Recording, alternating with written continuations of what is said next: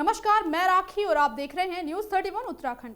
उत्तराखंड में चुनावी बिगुल बज गया है और ऐसे में राजनीतिक पार्टियों का दल बदल का दौर भी शुरू हो गया है। तो इसी पर आज हम बात करेंगे, क्योंकि चुनावी दौर के वक्त राजनीतिक दल बदल शुरू हो जाता है और ऐसे में दल बदल का दौर शुरू हो चुका है।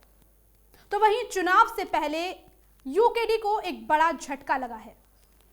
दरअसल यूकेडी के दिग्गज नेता और पौड़ी जिलाध्यक्ष मनमोहन पंत ने यूकेडी छोड़ कांग्रेस का दामन थामा है। तो आज हमारे इस खास बातचीत में हम उन्हीं से जानेंगे कि आखिर क्या वजह रही कि मनमोहन पंत ने यूकेडी छोड़ कांग्रेस का दामन थामा। मनमोहन पंत जी ने कम से कम 15 वर्ष यूकेडी को दिए हैं। ऐसे में कल उन्होंने यूकेडी को छोड़कर कांग्रेस का दामन थामा है।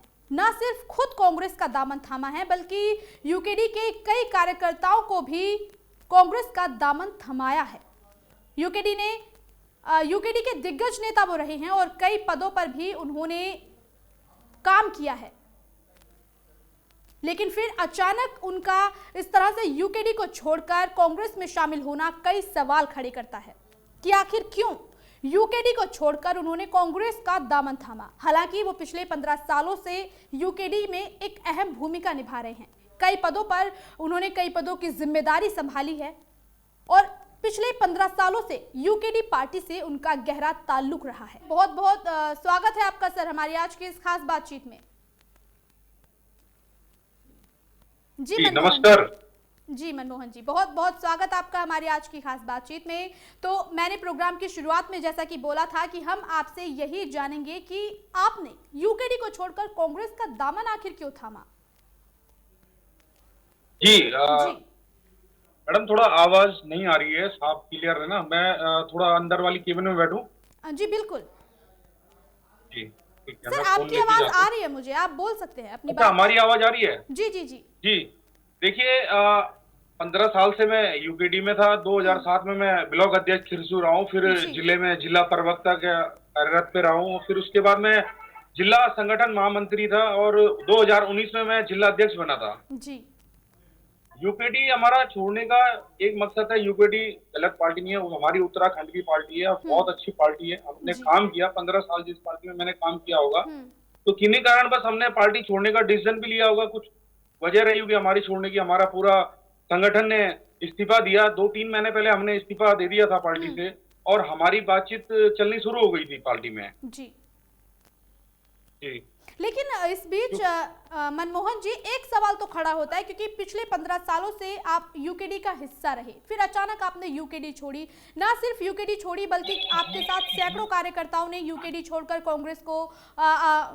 का दामन थामा। तो आखिर क्या वजह ऐसी रही कि आपने यूकेडी को छोड़ने का फैसला लिया? आवाज नहीं आ पा रही है थोड़ा आपकी। जी मनमोहन जी, मेरा सवाल ये था कि अभी आपने कहा कि कई वजह रही होंगी, लेकिन ऐसी कौन सी वजह सर रही कि आपने यूकेडी छोड़ कांग्रेस का दामन थामा? और ना सिर्फ कांग्रेस का दामन थामा, बल्कि कई सैकड़ों कार्यकर्ताओं को के साथ आपने कांग्रेस का दामन थामा है। तो क्या यूकेडी के अंदर ऐसी कमी रही कि आपने यूकेडी को छोड़ा? क्या ऐसे वजह रही सर? जी देखिए, यूकेडी के अंदर कमी ये है कि कुछ अराजकताएं हुई हैं हमारे साथ में, जो कि अनदेखी की गई है, मतलब हम लोगों की यूकेडी के अंदर। जी किस तो तरह से, इस किस कारण तरह की हमने अनदेखी सर? रिजाइन किया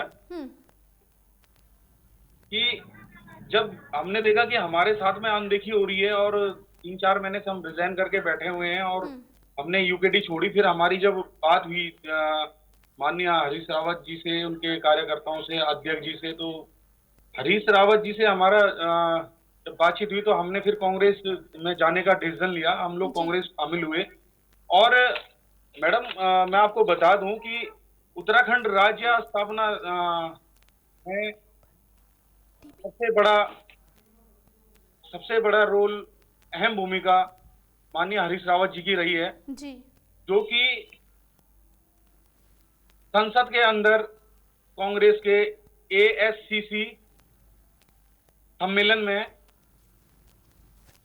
जब उन्होंने उत्तराखंड राज्य का निर्माण हुआ था, आंदोलन हुआ था, तो हरीश रावत जी की बहुत एक अहम भूमिका रही है। तो हमें लगा कि हमें इस समय कांग्रेस ज्वाइन करनी चाहिए। जी। और हमने अपने समर्थकों के साथ में कांग्रेस ज्वाइन की है। सर, आपको क्या लगता है वो पार्टी जिसने उत्तराखंड को बनाने में महत्वपूर्ण भूमिका निभाई, वो एक बार भी राज्य की जनता के भरोसे को नहीं जीत पाई? आखिर क्या ऐसी कमी यूकेडी की है कि वो एक बार भी राज्य की जनता का दिल नहीं जीत पाई? देखिए, ये तो आप यूकेडी के बड़े नेताओं से पूछ सकते हैं, क्योंकि हम जी। लोग तो 15 साल से थे, पर बहुत लंबा समय हमने यूकेडी को दिया है और हमें लगा कि इस समय कुछ परिवर्तन होना चाहिए, करना चाहिए, तो हमने किया। जी। क्योंकि जब हमारी बातचीत हुई है, फिर हमारी ज्वाइनिंग हुई है, अभी हमारा फिर पौड़ी में सम्मेलन होगा, उस सम्मेलन में भी हमारा काफी अच्छे सैकड़ों लोग ज्वाइन होंगे। जी। और जो आंदोलन की भूमिका रही हो उत्तराखंड क्रांति दल की, उत्तराखंड क्रांति दल कोई गलत पार्टी नहीं है, हमारी क्षेत्रीय विचारधाराओं पे, यार हम क्षेत्रीय विचारधाराओं पे चले थे यूकेडी के अंदर, जी। और क्षेत्रीय विचारधाराओं के साथ में हमने बहुत कुछ सीखा है पार्टी के अंदर रह के। पर जब हमने पार्टी छोड़ने का डिसीजन लिया तो हमारी पूरी टीम ने एक रिजाइन किया है और सभी लोगों ने कांग्रेस शामिल की है। जी, लेकिन यूकेडी एक तरफ तो दम भरती है कि वो मजबूती के साथ उत्तराखंड में उभर रही है, तो वहीं इस तरह से सैकड़ों कार्यकर्ता यूकेडी को छोड़कर कांग्रेस में शामिल हो गए, तो क्या लगता है कितना बड़ा झटका यूकेडी के लिए ये रहा? देखिए, यूकेडी के लिए झटका तो लगेगा, क्योंकि कुछ जब बड़े नेताओं ने जो अराजकताएं फैलाई हैं और कुछ ऐसी बातें, अभद्रता भाषा का प्रयोग हमारे लिए किया गया है, तो हमारा एकदम थोड़ा सा ये लगा कि यार अब हमें इस पार्टी में नहीं रहना चाहिए, क्योंकि हमें छोड़ देना चाहिए। तो शायद यूकेडी का इतना ही समय हमारा रहा होगा, हम यूकेडी के साथ हमने काम किया और पूरी जिम्मेदारी के साथ हमने काम किया था यूकेडी के अंदर। ऐसा नहीं है, सभी संगठन बनाया, संगठन के लिए काम किया, पूरी पूर्णता से हमने काम किया यूकेडी के अंदर में। और फिर हम जब लगा कि कुछ अराजकताएं फैलने लग गई हैं, तो हमने छोड़ने का डिसीजन ले लिया था यूकेडी। तो मनमोहन जी, आप ये कहना चाहते हैं कि छोटे कार्यकर्ताओं के साथ में यूकेडी में अभद्र व्यवहार किया जाता है, उन्हें समझा नहीं जाता? जी। मतलब ये आरोप आप सीधे सीधे यूकेडी पे लगा रहे हैं, क्योंकि भले ही यूकेडी चाहे जनता के हितों को लेकर चले, लेकिन अपने ही कार्यकर्ताओं से भेदभाव करती है। जी। एक ऑडियो भी वायरल हुई थी, जो ऑडियो हमारे पास है इनकी पड़ी हुई, है ना जी, कि छोटे कार्यकर्ताओं को मतलब कार्यकर्ता ना समझना। भाई हमने, ठीक है, हमारे जैसे कई सैकड़ों लोग हैं पार्टी में, हजारों लोग पार्टी से जुड़े हुए हैं, उत्तराखंड की पार्टी है, और यूकेडी के बारे में हम गलत नहीं बोल रहे ना, हम गलत बोलेंगे, क्योंकि उत्तराखंड क्रांति दल एक संघर्ष करने वाली पार्टी थी, जिसने एक संघर्ष किया था उत्तराखंड के लिए। तो मैडम हमने छोड़ा, बस यही वजह रही हमारी कि हमने पार्टी को छोड़ा। मैं आरोप नहीं लगा रहा हूँ, मैं प्रूफ के साथ कह रहा हूँ। और जो हमारे पे जब बातचीत होनी शुरू हुई, तो कुछ लोगों ने और ज्यादा अराजकता फैलानी शुरू कर दी। जी, तो आपने जो कांग्रेस का दामन थामा, क्या लगता है कि आगामी चुनाव में कांग्रेस किस तरह से जनता के बीच में जाएगी, और क्या लगता है कि कांग्रेस 2022 में जनता का भरोसा जीत पाएगी? देखिए, एक यूकेडी नहीं, अन्य दलों से भी लोग इस समय कांग्रेस में शामिल हो रहे हैं और सैकड़ों की तादाद में कांग्रेस में ज्वाइनिंग चल रही है। ये आप लोग देख रहे हैं, आप लोग पत्रकार लोग हैं, आप लोगों को सारी रिपोर्टें, खबर पता रहती हैं। तो इस समय 2022 का जो मिशन रहेगा वो कांग्रेस का ही रहेगा। तो मतलब इस चीज को समझा जाए, मतलब ये बात साफ है कि आपने जो कांग्रेस का दामन थामा है, कहीं ना कहीं इस भरोसे थामा है, क्योंकि उत्तराखंड का इतिहास है, एक बार बीजेपी एक बार कांग्रेस, तो आपको लगा कि इस बार कांग्रेस की लहर है, तो चलिए कांग्रेस में शामिल हो जाते हैं। नहीं, लहर वाली बात नहीं है, एक विचारधारा की राजनीति होती है, हमारी विचारधारा बनी तो हमने ज्वाइन कर दिया। अच्छा, वो तो देखो, पार्टी सत्ता परिवर्तन तो होता रहता है, पार्टी कोई भी आ सकती है ना, उसका ये नहीं है, पर हमारी एक विचारधारा बनी तो हमने ज्वाइन किया। मतलब आपकी विचारधारा कांग्रेस से मिलती है? जी जी, लेकिन सर इस बीच एक सवाल ये भी लोगों के जहन में है, क्योंकि यूकेडी, अभी जिस तरह से आपने जिक्र किया था कि यूकेडी के अंदर कार्यकर्ताओं के साथ भेदभाव होता है, तो कहीं यही तो एक बड़ा रीजन नहीं है उत्तराखंड की जनता पर, वो एक बार भी जनता को भरोसा नहीं दिला पाए? क्योंकि जिस पार्टी में ही अपने कार्यकर्ताओं के साथ भेदभाव किया जाए, क्या वो पार्टी जनता का भला या जनता का हित कर पाएगी? एक ये भी सवाल सर खड़ा होता है यहाँ पर। उत्तराखंड क्रांति दल के 2012 में भी बहुत अच्छी लहर बन गई थी, जब दो पार्ट हुए थे, ई और डी यूकेडी, तो उस समय भी ऐसे ही हुआ था, है ना। बाकी हम लोग जुड़े थे उत्तराखंड क्रांति दल के साथ, एक भावनाओं से जुड़े थे और भावनाओं के साथ हमने काम किया था, पर हमें लगा कि अब हमें जो है, जब हमारे साथ में कुछ ऐसा हुआ तो हमने एकदम रिजाइन किया। अभी पूरी टीम ने कांग्रेस शामिल ली। जी जी जी।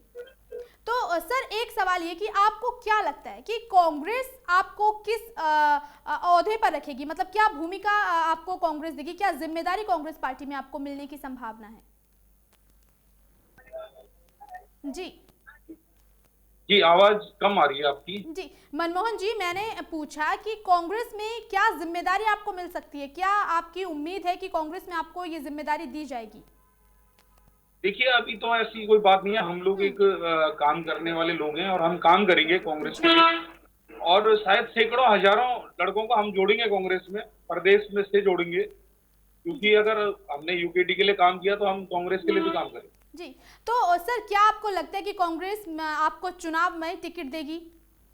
विधानसभा चुनाव टिकट मिलने की आशंका है आपको, या फिर जो भी नेता, जो भी कार्यकर्ता पार्टी छोड़कर कांग्रेस में शामिल हो रहे हैं, उन लोगों में से किसी को पार्टी टिकट देगी, इस तरह की कोई उम्मीद? नहीं, टिकट की हमारी कोई बात नहीं है। देखो, टिकट के लिए हमने किसी ने बोला नहीं है, ना हमें चुनाव लड़ना। हम लोग एक काम कर रहे हैं, हमने यूकेडी में भी काम किया है और यहाँ भी हम काम करेंगे। मतलब आपका सीधा है कि हमें काम करना है, टिकट का कोई आपको लालच या कोई मोह माया टिकट की नहीं है? लालच ही नहीं है। आज तक हमने यूकेडी में लालच नहीं रखा। जी जी जी।